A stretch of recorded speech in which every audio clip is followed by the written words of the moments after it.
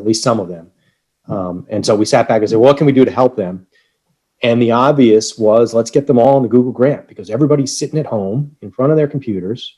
So let's make sure that the nonprofits we work with are connected to their people sitting at home. And we went through, we got all of our nonprofits up onto the Google grant. And then we said, well, now we've got something that we can provide to other organizations. So we spun off into donorwords.com. We'll talk about that at the end. But this presentation today, we're going to talk about how you can do this yourself. All right.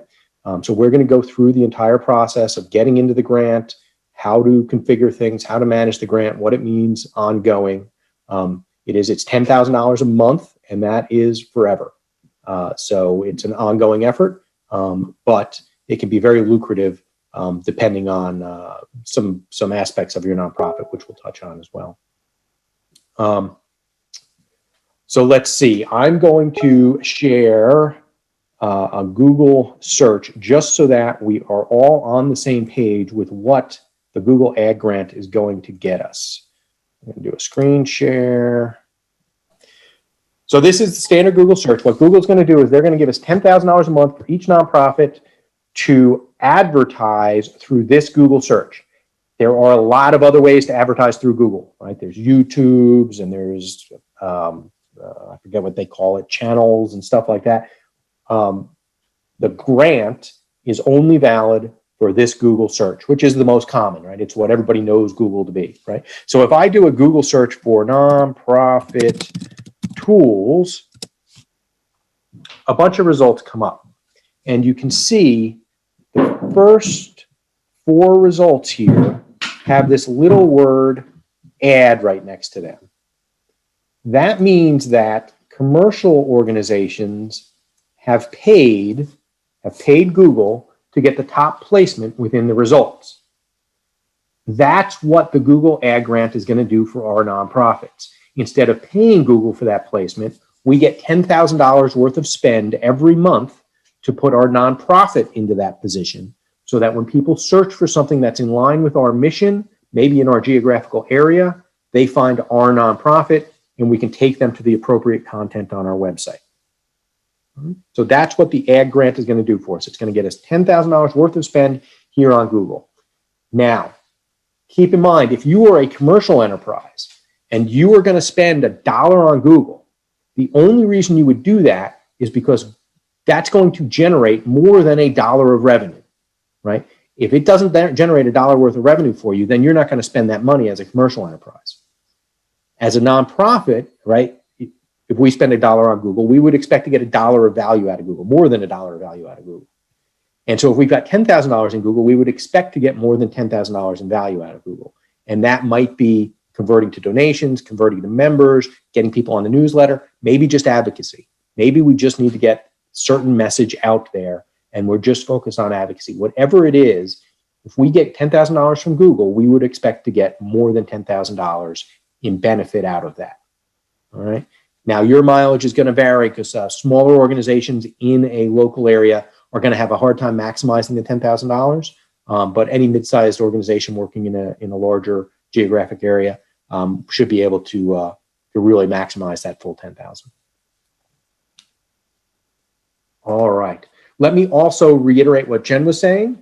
Anybody who's new and is joining, please, a quick introduction in the chat box. A lot of times, if we've got a pretty big group here today, sometimes when we have a smaller group, we can go through and do video introductions on everybody. And sometimes there's good connections to be made, right? So it never hurts to put some things out there. Let us know what you're thinking about, what your troubles are, things like that. Also, if you have questions, please put your questions in chat. Varun's going to help me kind of manage that, so I won't get right to your questions as we're going, but hopefully we'll stop throughout, or we'll have time. We'll definitely have time at the end to cover everybody's questions then. All right, so today we're discussing the Google Ads Grant, which is $10,000 every month from Google. And as we looked at the Google page, Google is going to put our organization at the top of Google search results for things that we tell Google are important to our organization. The types of people who are searching for things that would be relevant to us, we want those people to know about our nonprofit. Google charges for those ad placements every time somebody clicks on it, but that's going to go against our grant. So it's not going to cost us any money. It's just going to go against our grant. and it gives us up to $10,000 a month at no cost to the nonprofit. That $10,000 is use it or lose it. So if you're a smaller organization, you might not be able to spend the full $10,000 a month. But if you spend $2,500 a month and you get $2,500 of value out of it, that's still a worthwhile endeavor. And this is particularly valid right now because all of our constituents are sitting at home. We don't have our national galas anymore. We don't have our major donor folks getting out there and shaking hands and having dinner with everybody and coffee with all our major donor folks. So the best way to reach people right now is probably online. Everybody's sitting at home in front of their computer. All right. Applying for the Google Ag Grant. First thing to note, this is not like other corporate grants where you have to do a creative writing exercise. You do not need to convince Google that your mission is in line with their goals, right? There's no creative writing like that. It is a series of online forms that we're going to fill out with very static and straightforward information that we're going to provide. As long as we are a 501c3 and we are not a hospital or an educational facility. If you are a hospital or an educational facility, then as long as you have a foundation, which is a 501c3, you will be valid for the grant through the foundation, but the foundation has to have a website that's related to the foundation. All right. As far as churches, as long as it's a 501c3, it's valid. All right. So no creative writing, 501c3s. In order to apply for the grant, it's a 3-step process. The links are right here. The first step is to sign up with TechSoup. If you're not familiar with TechSoup, it's worth signing up with them, even if you're not going to do anything with the Google grant. If you go through this slide deck and you say, you know what, that's just not for us, it's still worth signing up for TechSoup because TechSoup gives you a lot of significant discounts on computer software, some hardware, some services, some professional services, some IT-related services. So some significant discounts on that. So if your organization needs Microsoft Windows licenses or Microsoft Office licenses, those are far cheaper if you go through TechSoup. So there's different offers like that on TechSoup. Definitely worth signing up there. When you sign up there, you have to give them a little bit of information. I'm sorry, what was that? Hey, Mike, I think we just got a few questions about eligibility. So I think one of the questions was about churches. Yeah, I'm not terribly familiar with whether or not churches are usually incorporated as a 501c3. We've worked with churches that have school for special needs and things like that are 501c3, but I don't know if the churches themselves generally are. So it's just a question of how you're incorporated. And that's something that I can kind of look up later and answer that question. There was another one about fiscal sponsorship. If you are fiscally sponsored, I think as long as you're still a 501c3, I think that's okay. Does that kind of fall under the foundation kind of aspect of it? Yeah, I would think so. So yeah, if I think the question might get back to, your funding is not generally coming from, a mass market or a significant donor base. If that's the question, if that's what we mean by fiscal sponsored, then this would be a different channel of revenue for your organization. So there's probably some bigger discussion to be had because you might not have the right content on your website. You might not be focused on donors, small donors or mid-sized donors. But that's what you're going to be targeting with this Google grant. We also are going to target the major donors, but those are always hit or miss. But we're definitely going to be targeting the mass market. The large number of smaller and mid-sized donors is really our focus when we go with the Google grant program or advocacy. Typical for churches to have some sort of 501c3 for community outreach, and so Kathy, that would then fall under the Google grant with no other restriction from Google on that. All right, so TechSoup gives us these discounts on software. Thank you, Hope, for getting me back on track. The reason that it's the first step in this process is that they're going to have you go through some basic documentation to validate the fact that you are a 501c3. And then Google trusts them. So if TechSoup says that you are a 501c3, then Google's going to believe them and is going to let you continue to the next step of the process. So that's why it's the first step. But even if you're not going to go for the Google grant, TechSoup has all sorts of discounts for nonprofits. Most nonprofits can take advantage of their Microsoft Windows and Microsoft Office licenses, which are about 2/3 discounted through TechSoup, I believe. But there's all sorts of hardware and other professional services that are offered less expensive through TechSoup. So if you've never looked at it, definitely go take a look at TechSoup. I think for any nonprofits, it's worth joining. Okay. All right. So we're going to register with TechSoup because Google trusts TechSoup. So if once you validate yourself with TechSoup, then Google is going to trust that you are, in fact, a 501c3. That's step one. The TechSoup registration process isn't too terribly complicated. Provide them with our URL and contact information and some other organizational information. Usually only takes a few days to get registered through TechSoup. However, there is one condition that can slow you down, which is if somebody in your organization previously registered for TechSoup and then left the organization and wiped out their email account, so their email is just going into the ether, then what's going to happen when you register for TechSoup is they're going to realize that somebody else has already registered under your domain, and they're going to try and reach that person. And they're going to give that person 2 weeks to respond to their email. So you're going to have to wait 2 weeks because obviously that person's email is just going into the ether, so they're never going to respond. So you just have to wait 2 weeks for TechSoup to verify that there's nobody under the original registration, and so you can take over the registration. So that slows down some organizations. In this first registration, as we go through these registration steps, there's a lot of hurry up and wait through these steps. So it can take us about a month to 6 weeks to get through the initial registration. It's important to note because if you've got some sort of programs, capital campaign, event that you want to promote, you want to start your registration process probably 10 to 12 weeks before that event, because it's going to take us 4 to 6 weeks to get through registration. It's then going to take us another 4 to 6 weeks to really get onto some decent footing with our Google ads. So just be aware. We'll talk about the schedule a little bit here towards the tail end of the presentation as well. All right. So TechSoup. We're now registered with TechSoup. We've taken advantage of some of their deals. And now we're going to go over to Google for Nonprofits, and we're going to register for a Google for Nonprofits account. There is a free version. That's all you need. You don't need to pay Google for your nonprofits account. There are other versions that give you, more storage and stuff like that. But if you're not a heavy Google, some people, some organizations use Google for everything and don't use Windows for anything. But if that's not you, then all you need is the free account. Again, a couple days for that to just get processed and approved, get everything set up, and then you can apply for your Google grant.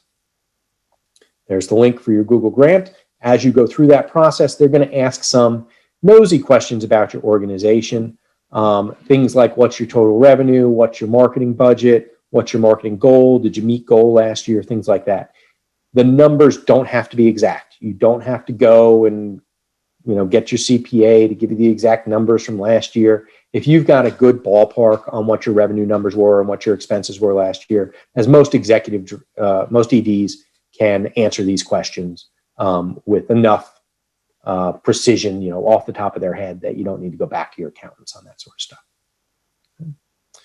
It's also then going to, from the Google Grants registration page, it's going to link you back to TechSoup. You'll log into your TechSoup account. There'll be a little key there. You copy the key, it's just a little series of numbers and letters. Copy that out of TechSoup, paste it into your Google Grant, and that just makes sure that that Google can verify who you are with TechSoup. If you're a new organization, then you just let them know. I think they ask you what your operating period is, and then you let them know, we haven't been operating through a full annual cycle, and that's fine. All right, so there's no length of time. Thank you, Donna. There's no length of time that you need to be a 501c3. You can start out, right as soon as you incorporate as a 501c3, you can start this process. there, you do need some content on your website. So we're going to talk about that. So you might get your website up and running before you go into this process, but that's about it. All right, some other things that we need to do to get started. We need to have Google Analytics on our website. When we sign up for the Google for Nonprofit account, that gets us access to a whole boatload of Google tools. All right, we're going to need to use 2 or 3 of them for our Google Grants program, and one of them is Google Analytics. Google Analytics watches as people come off of the Google search pages and tracks them onto your website. So it knows if people go to your website and then immediately leave. And then Google can make some decisions that maybe that website's not what people were looking for, right? Maybe other people come to your website and they stay and they visit 4 or 5 pages on your website and they spend 10 minutes on your website. Now Google realizes that you do have valid content and that they should send more users your way, right? And so it's going to use analytics to decide who to send to you, what demographics might be more interested in your site, who's sticking around on your website, and things like that. So we need at least the basic analytics script on your website. Now, this is not difficult. We go into Google Analytics, we follow a quick 6-step instruction, and it gives us this little snippet of code that's specific to us, and we paste that into our system. If you're using a CMS system, a content management system like WordPress or Embraco or Drupal, it's as quick as installing a plugin and putting your code in there. All right, take you an hour, not very technically, no real technical requirements. If the website's controlled by your IT staff or your developers, then you just take that piece of code and you email it to the developers, and it will be easy for them to implement it. It's not rocket science, but it does usually slow us down a couple of weeks if we have to go to the developers, right? Those guys are always slow. So maybe they got to get into their backlog. We'll do it in the next sprint. So maybe we wait a week or 2 for them to get analytics up and running. Next, we want to decide what our conversion goals are going to be. When people see our ad on Google, what do we want them to do when they come to our website? Right? Do we have them register for our newsletter? Do we have them give us a donation? Do we have petitions, right? Event registrations, plan gift, membership. What pages do we have, and which ones have like a form or a distinct conversion process, a place where somebody would put in some level of contact information or even credit card information, and then we would say, yes, that person did that. Right? On those things, we want to put in our Google conversion tracking code. So I would go back to your IT staff a couple times and say, we want things, and we would ask the IT staff to do that. It's a little bit more complicated. Not terrible until you, it's not terribly complicated, but it's a little bit more complicated. So I would say get basic analytics across the site, because that's just a quick copy and paste. Decide on your conversion goals, and then ask your IT staff to put the conversion script on those particular pages. That way Google knows, hey, you wanted us to find somebody who signed up for the newsletter. We just sent you 50 people who signed up for the newsletter, right? And we can track everything end to end. All right, so goal conversions and amounts should be tracked in Google Analytics for best results. You can get started without that. As long as you have basic analytics on your site, you can go back and get all that conversion tracking in a little bit later, but you're just going to have a hard time optimizing without it. All right, let's see. We got a couple of questions here. Starting a new site on Wix. Should Google, yes, Wix is just going to have a little control. I've never used Wix. I'm certain that they are on par with everybody else, probably ahead of everybody else. So there'll be a little control where you go in and it says, okay, paste your Google Analytics script here, or maybe it'll just say paste your Google Analytics ID here, and then they'll take care of the rest for you. Thank you, Varun, for taking care of that. All right, if the goal is to get people to the website and reading your content, that's fine also. You're going to want to, your basic analytics script will track that. And then you'll write ads around that. Now, the one thing that you may want to do where it gets a little bit hokey is assign a value to that, right? If somebody lands on this page, then that has a value of $1 to the organization, right? Just something like that. So you can sort of decide, how effective this is. What is the value that you're getting out of your analytics? We encourage all of our clients to do that. just assign a value to every conversion, right? Because the newsletter doesn't immediately generate revenue. So what is the value of somebody registering for the newsletter? And you say, well, over a 2-year period, we convert 7% of them into donors, and our average donation is $22. So we can say that it's worth, $2.34. Okay, great. All right. So just be aware, if you don't have control over the website yourself, that you're going to have to interface with your IT staff. I'm sorry about that, but it's really, really simple for them. It's one of the easier things that they're ever going to do for you. So they should be fairly quick to get this off the ground for you. All right. We now have analytics set up, Google Analytics set up. So now we're going to go in and we're going to set up our actual Google Ads. Do not put your credit card number in your Google Ads account. Okay? You don't want to end up in a situation where maybe you've made a mistake and you got suspended by Google and now by Google Grant and now you're paying for your ads, or where your ads are running so well that you raised over, or that you're going over the $10,000 grant limit, in which case you'd be charged for the overage. All right. So do not put your credit card in your Google Grants account.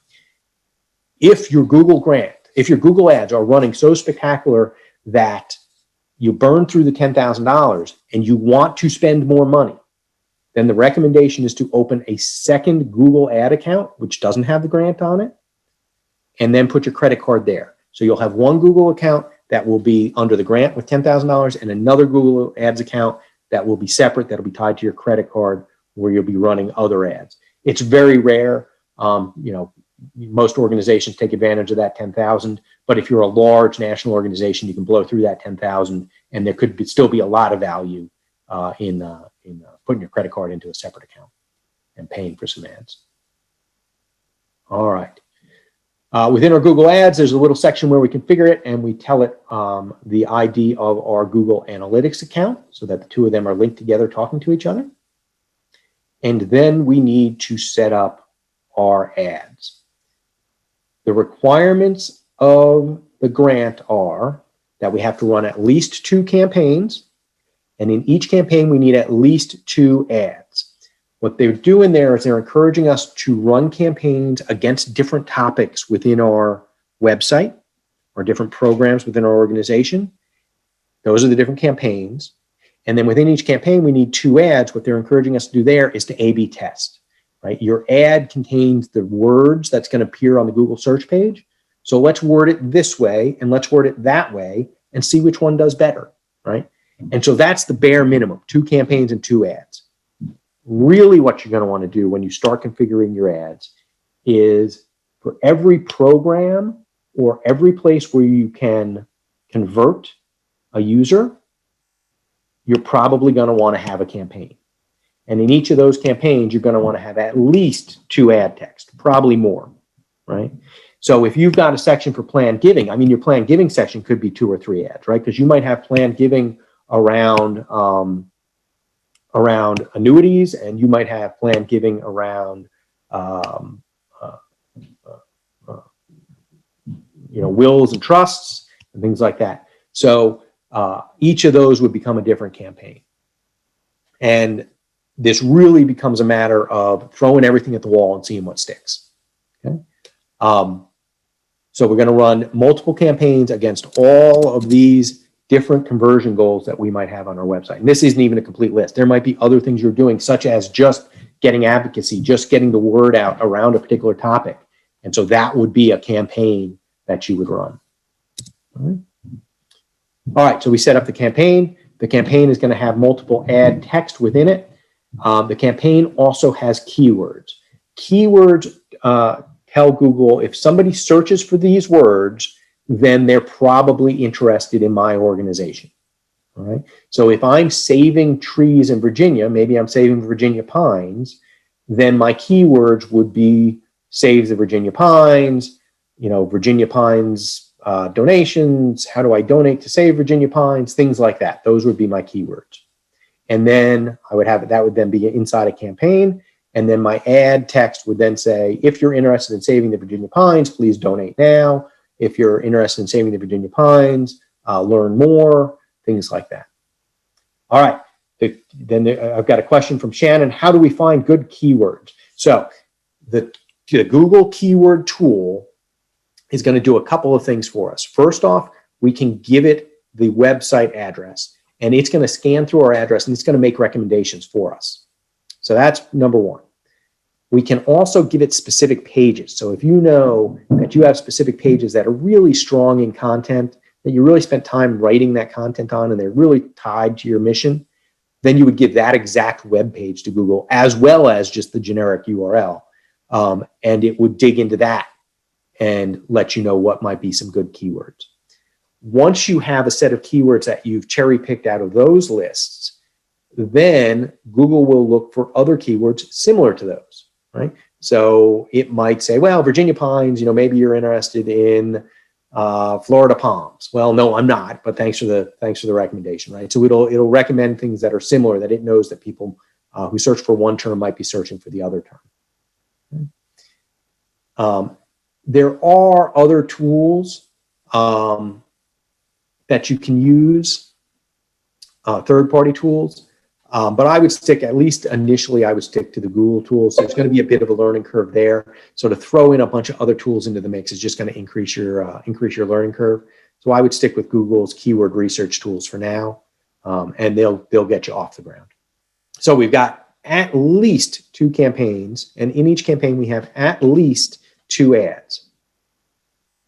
We're then going to also localize. So our Google ads can be localized. And we can localize down to the county level.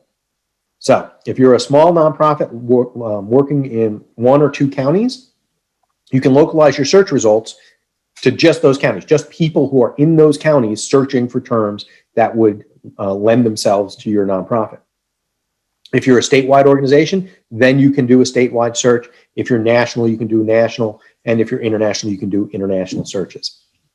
Where it becomes hard to use the full $10,000 grant is if you are a local organization working in just a couple of counties, then it's going to be hard to hit that full $10,000. It's going to depend on what your mission is, how broad that mission is, and what the population of your county is. But you might be only spending $2,500 or $5,000 a month. And for a local organization, that's fine. That's still generating $2,500 or $5,000 in value. So that can still have an impact on your organization. If you're a national organization, it becomes a lot easier to burn through that $10,000.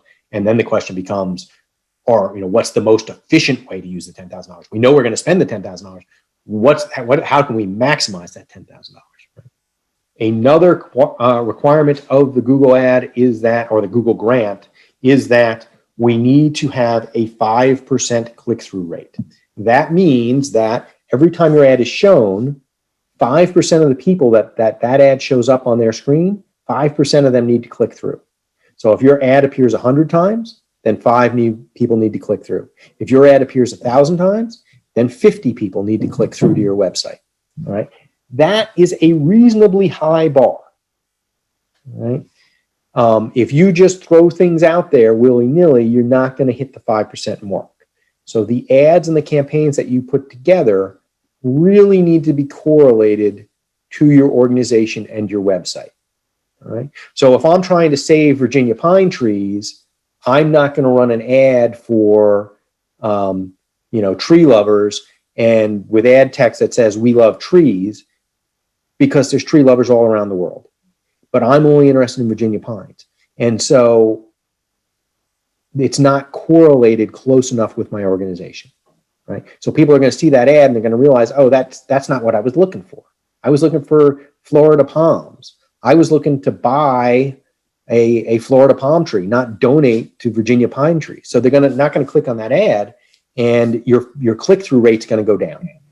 Right? So you have to maintain that 5% click-through rate. If you fall below the 5% click-through rate, obviously day one when you start launching your ads, everything's going to be below 5%. You're going to have to tweak them and get them up. You've got 2 months. After 2 months, Amazon will pause your ads if they're consistently performing under 5%. If all your ads get paused and you completely ignore the account, then you will be suspended, and then getting back into the Google grant just becomes more problematic because you now have a suspended account. it takes a bit more time to get things unsuspended with Google. All right. So curious about let's see, Jason says he's curious about the 5% click-through rate. What makes this percentage level a requirement? Who makes this percentage level requirement? It's a requirement of the grant, not a requirement of Google Ads. So it's a requirement of the grant. Basically, what they don't want you doing is just creating a bunch of cruft, just advertising in a bunch of different places for a bunch of random stuff because you just have $10,000 to spend, right? They're fine with you spending $10,000 as long as it's focused on your organization. And they know it's focused on your organization because the people who are seeing your ads are clicking through to your website. And so that's how they kind of keep everybody from just throwing cruft out there. So let's see. Yep. And then the $10,000 doesn't roll through. So again, for a smaller organization, you got to hit 5%. So you might not be able to spend the full $10,000. Now, if it wasn't the 5% click-through rate, you could just advertise for anything, right? And spend the $10,000. There's not going to be much value in it. But because the 5% click-through rate, you're probably going to be spending less than $10,000 a month, which is fine. All right. So we've got our ads running. We have our ad text, and now we're monitoring our Google ads. So in the first couple of weeks, you probably want to go in there every few days and check how your ads are doing, how much traffic are they sending. Maybe you got some new ideas while you were taking a shower this morning. Let's get those new ideas into the ad text. Maybe you launched a new program or you have an event coming up. Let's get all of that content. Let's launch a new campaign around that. And let's start tweaking things, changing ad text, modifying things to get that 5% and to get as much spend as possible, right? The more campaigns we're running, the more programs that we're tying our organization back to Google, the more we're going to be able to spend, and that's a good thing. We need to also make sure that our website is correlated with the ads. So that's great. I run a nonprofit that saves Virginia Pines, but if I don't have a lot of good content about what we do to save Virginia Pines, then when I do the advertising on Google, Google's going to see that there's a disconnect there. Yeah, you've got this great ad talking about saving Virginia Pines, but your website's kind of, I don't know, it's talking about all sorts of other stuff. So they're not really closely correlated, all right? That's one of a few reasons why Google would then give us what's called a poor page quality score. So Google looks at our web page, our landing page, and says, you know, that's just not a very good landing page for the ad that you're running. And what Google's going to do is they're going to charge more for the click. Again, it comes out of your Google grant, so it just makes your Google grant less effective. But they're also going to show our ad less, which means we get less traffic, right? So the next thing you want to do is go in and start tweaking the content on your website so that it's in line with the ads, all right? And that's a good place to be. This is not changing your mission statement. This is not changing how you do business. This is making sure that the content on your website is correlated with what the end users would want to see you doing, with what they'd be searching for and what they'd want to see you doing. So we get the content in line with our ads to help us maintain that 5% click-through rate and also drive down the cost of our clicks. All right. When we first start our Google ads, our ads are going to be click goals, which means we're going to tell Google we want as many clicks on our ad as possible. So we're going to have click goals. And click goals says, Google, just get me as many clicks as you can. I don't care if these people donate. I don't care if they read my text. I don't care if they sign up for the newsletter. Just get me clicks. And that's your only option when you start out because Google doesn't have enough information. They haven't gathered enough information about the demographics and time on site and bounce rates and stuff like that in order to give you anything else. Now, the problem with click goals is that you're only allowed to spend up to $2 on any single click. So that would mean 5,000 clicks a month, which sounds great, but $2 doesn't always get you clicks if you're in a competitive space, right? So if, we've got some organizations that do food distribution, right? So, Feed the Hungry. And when Thanksgiving comes around, right, they geared everything up. They geared all their Google ads up for Thanksgiving donations, right? Because people really give to the food banks during Thanksgiving period. However, it's highly competitive. Every grocery store is also advertising on some of those very similar keywords, right? So Thanksgiving is a really competitive time and there's really competitive keywords there. So $2 a click isn't going to get it done. You might be up to $10, $20 per click. Again, it's coming out of your Google grant, not coming out of your wallet. But if you're only offering $2 a click, your ad's just never going to be seen. Google's going to show the ad for the grocery store and not the ad for your nonprofit. So after about a month, maybe 2 months, you want to go in and change all of your goals from click goals to conversion goals. Conversion goals say, I don't want people to just click to my website. I want people to click and then donate. Or I want people to click and then sign up for my newsletter. I want them to convert. I don't just want clicks. I want conversions. All right. When you do that, you'll get much better traffic because Google's going to find the types of demographics that fit your organization and send you those people. You're going to say, this is, we just saw 1,000 people donate through this ad. I know exactly that I'm looking for people between the ages of X and Y, this professional, this amount of education, and it's got all that demographic data, believe it or not, behind the scenes. And they'll send you more of those people. All right. And once you do that, you're not restricted to that $2 click-through rate. The sky's the limit. So if your Thanksgiving donations for the food pantry are going to cost $15, that's fine. With conversion goals, we can still compete with everybody else who's bidding up the price of that ad. Let's see, we got a question here. Does each ad need to be 5%? Yes, each ad needs to be 5%. And so what's going to happen is, you're running 2 ads per campaign. One of them might be performing and one of them might not. So you shut one down, come up with new creative content for another one. But really, you're probably running 4 or 5 ads per campaign, maybe even more than that. You're shutting down the losers. You're keeping the winners and just constantly tweaking. So like I said, for the first couple of weeks, you're in there every couple of days trying to tweak this stuff and get it just right.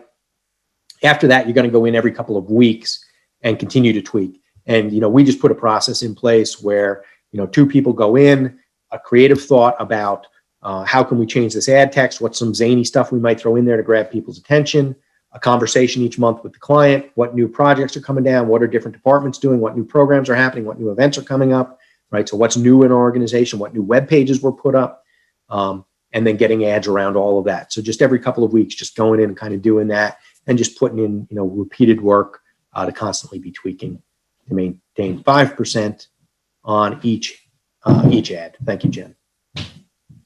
Next, a slightly more in-depth topic then gets us into your website speed and being mobile friendly. If your website is not mobile friendly, Google's going to kill you. All right. For a large national organization, you might still get away with it. If you're a small local organization and your website is not mobile friendly, Google's just not going to send you any traffic. All right. So there's a link there to test your website and make sure it's mobile friendly. Depending on what the problems are, your IT staff might be able to make some quick tweaks.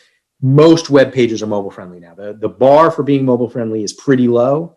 So if you've got an old school website, a lot of times they just kind of work because they're so simple. And if you have a modern website, it's been designed to be mobile friendly. It's the in-betweeners that sometimes have a problem there. All right, but double check that. The next one is page speed. If your page is slow, 2 things are going to happen. Google's going to give you a low page quality score, which we talked about, which means they're going to charge you more for each click, and they're going to send you less clicks. At the same time, people who do click on your ad are going to leave your site before it even renders because it's too slow. And too slow these days is 2 seconds, right? So too slow is a pretty high bar, but it's a gray area, right? It's not like at 2 seconds, everybody leaves your website and at 1 second, everybody stays, right? It's, at 2 seconds, you lose, 12% of the people who come to your website leave. And at 4 seconds, maybe 18%, right? So it's a gray scale. And as the website gets slower and slower, more and more people just bounce off and don't even wait for it to register, wait for it to load. All right. So there's a page speed tool there. What we do for our clients is we run the page speed tool for 75% of the sites we look at. The vast majority of the problem is images.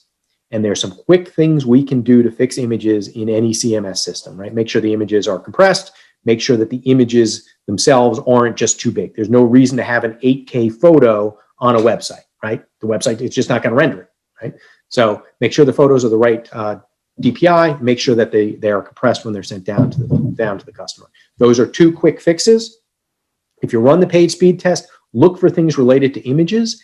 Ask your IT staff to help you with those. You're going to get a long list of things, all right? And all of those things, getting all those things done would be great, because then you'd have a lightning fast page, and Google would love it. But some of those things are difficult and expensive. Usually the image things are the bulk of the problem and are quick to fix. So that's where you're going to find your low-hanging fruit. All right. So as part of our service, we always go in, make sure that we've sped up all the images for our clients to get the best speed as possible without getting into, oh my God, we've got to re-engineer the whole site, and we got to redo everything. No. Let's just get a little bit, let's just tweak a little bit more speed out of this thing. All right. So here's our timetable then of everything that we've talked about.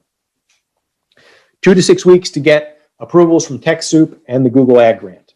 Also, when you create new ad text, it takes 2 to 3 days to get approval on each new ad. All right. There are a couple of other things that can add to the time on your Google ad as well, your Google Grant. They don't really add time on the Google Grant, but there's certain things that you can't do in the Google Grant unless you get special approval. One of those things is if you run multiple websites under different URLs, right? So one of our clients is Rails to Trails, and Rails to Trails Conservancy also has the TrailLink website. So they've got 2 different URLs. And so we sign up under the Rails to Trails Conservancy in the Google Ad Grant, and then we go back and we tell them, hey, we've got this other website as well. Wait 2 weeks for Google to process that approval as well. All right. The other thing that you might need to get special approval for is if you are selling tickets to an event. If you're giving away tickets, you're fine. But if you're selling tickets to an event, then you need to put the proper content on that event website that tells users how their ticket purchase is going to help the people you serve. How does it help accomplish the nonprofit's mission? And then you have another form to fill out with Google to tell them, hey, we're selling tickets, but it's related to our mission, and here's how we're using the money. Again, a couple of weeks to get approval on that. So if you've got an event coming up, that's 6 to 8 weeks just to get into the grant, then a month or 2 to get past to get to a point where you can go from click targeting to conversion targeting, right? So you got to be well ahead of that event in order to be really truly effective. Now, we've done some in shorter terms. We did some in 6 to 10 weeks from start to event, and we had some success. But if you really want to maximize it, you want to be out ahead of that even further. The optimal size for images on your website, I don't remember those details. There's DPI readings, DPI density, dot density on the pixels. I'd have to go back to my technical guys on that. But again, the tool, the page speed tool, will give you all of that. So we're 2 to 6 weeks in to get basic approval. Add another 2 weeks if you've got events or multiple URLs. All right. Then we create our Google ads. We put up our ad text. Oh, sorry, that was 2 weeks for the approvals and URLs. Then we've got another week, 1 week to configure multiple click-targeted Google ads, right? So this is us putting up our campaigns, putting up our ad text, and then waiting a few days for Google to approve the ad text. Then we're live. We're up and running. Now we want to go back through every couple of days for the first several weeks and tweak that. Make sure we're getting the 5% click-through rate. What other things can we do to really grab people's attention, to get people to click through? Are there some things, is there some content on our website that we should change to make sure that our website is actually in line with our ads? All right. After about a month, you want to change all of your ads from click targeted to conversion targeted. And that's going to really let you, make use of that full $10,000, because you're not going to be restricted to that $2 spend limit per click. You can really get off to the races with that. So now we can do conversion targeted. Also not listed here, Google has a new service called Dynamic Ads, where they just use machine learning to decide what it is you're doing and what your ad should be, and the machines just write ads for you. And so once you get to this point where you can do conversion ads, you can also start doing dynamic ads. Now, we always do dynamic ads in addition to our conversion targeted ads. So they, sort of our hand curated ads. And we let the dynamic ads go and we see if it's successful. And if the machines are successful, then we'll roll that in. We'll steal ideas off of those dynamic ads and incorporate them into our curated ads, because we can take that and we can curate it and tweak it and do even better, change some content on our website because we see, oh, the dynamic ads decided we should be doing this. What if we change some content and get all that in line? All right. Should you pay for the name of your nonprofit as a keyword? We don't generally do that. There's two reasons for that, Shannon. One is that if your nonprofit is only one word, which most nonprofits wouldn't be, I guess, but you're not allowed, under the grant, you're not allowed to run single word keywords. You have to have multiple words. It's just a restriction of the grant. They just don't want you just throwing out things, super broad. But the other reason is that when we work with a client, we want to show the client that we created new revenue, new users. Not that we just cannibalized all the users that were going to give them money anyway, right? And so for us, if we're looking at Rails to Trails and somebody's going to go to Rails to Trails and make a donation and they search for Rails to Trails, well, they'll find that in the organic search. If we run that in the advertising search, then the question is, wouldn't that person have donated anyway? And so why am I spending $10,000 to get that person who would have donated anyway, right? And then it becomes a lot harder for us to show, hey, look, we ran for you and we raised $10,000 for your organization. Well, maybe not, because maybe some of those people would have donated anyway. And so it really muddies the waters for us. So the only place where I would say that, maybe you do run your nonprofit as a keyword is that after you're running for several months and you've tweaked everything and you've started running out of ideas, if you are a local nonprofit and you're not spending the full $10,000, then it doesn't hurt to spend on ads that, where the keyword is your nonprofit's name. Right? Other than that, I would say use the $10,000 to get new donors, new users, new eyeballs. We've got the whole thing set up. We've got conversion goal targeted ads running. Maybe we're running some dynamic ads. Unfortunately, this is not fire and forget. We still need to go in and manage things month over month. And really, you want to be doing it every couple of weeks for a couple of reasons. One, Google changes their algorithm all the time. And so something that's performing really well today can just suddenly tank tomorrow. And you never know why. Google just changed something. And that's that. I mean, we've seen entire commercial businesses just get wiped out because Google changed their algorithms. So you got to keep an eye on it and make sure. You might have, and then the other reason is that new competition comes in. And so when new competition comes in, that's going to raise the price of your ads. So you may need to go in and tweak how much you're willing to bid on ads. You may need to tweak your text to find some space where there's not a lot of competition, right? But as that competition comes in, your 5% click-through rate might start to drop. If you fall below 5%, you got 2 months to fix it. So you want to get in there every couple of weeks, make sure you're doing good so that you can tweak things quick before Google starts nerfing your account and pausing your ads on you. Okay. So it's not fire and forget. You do need to go in there. It does need to be somebody's job. Again, you probably want to have somebody backing you up as well in case you go on vacation or something. So really 2 people in your organization should be familiar with it. Maybe have a little process document on the kinds of things to look for, the kind of creative thought to put into it. Every 2 weeks, just go through this checklist, do these couple of things, and we're good to go. This is one of the few Google products that because you're in the grant, you actually get support from live people. I'm not, they're around the world. They're not all the best, but there are live people that you can talk to. You can even pick up a phone and talk to somebody at Google. So that's the link for that Google support page. If you run into problems, GSC helps dozens and dozens of nonprofits with this. If you're just stuck on something, give us a call, give Varun a call. We'll get you unstuck. We'll get you moving forward. All right, if you're doing it yourself. All right.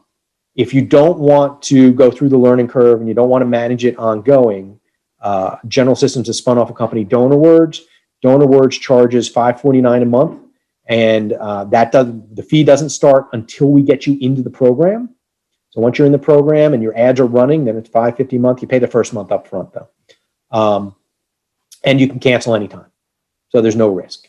But do expect it takes a couple of, once your ads are running, it can take a little bit of time before we, start really using up the Google budget. All right. There's a code there to get $50 off. If you're interested, it's good for November. We don't make a lot of money off of this at $500 a pop. So we restrict the number of clients that we take each month. So we usually only take 3 to 4 clients in a month onto the Google new clients a month. In November, we've got 2 spots left. So if you do have something coming up and you want to get started quick, talk to Varun. You can sign up yourself on donorworks.com if you want, or talk to Varun and he can give you all the ins and outs on that. But if you've got the time to spend on it, you've got all the instructions there in that slide deck to get you off the ground. And again, if you get stuck, give us a call. We'll help you out. No problem. All right. There's Varun's contact information, my contact information as well. I'm not always available, but Varun will always get back to you. Thank you all so much for being here and for being a part of the conversation. Really, really appreciate your support.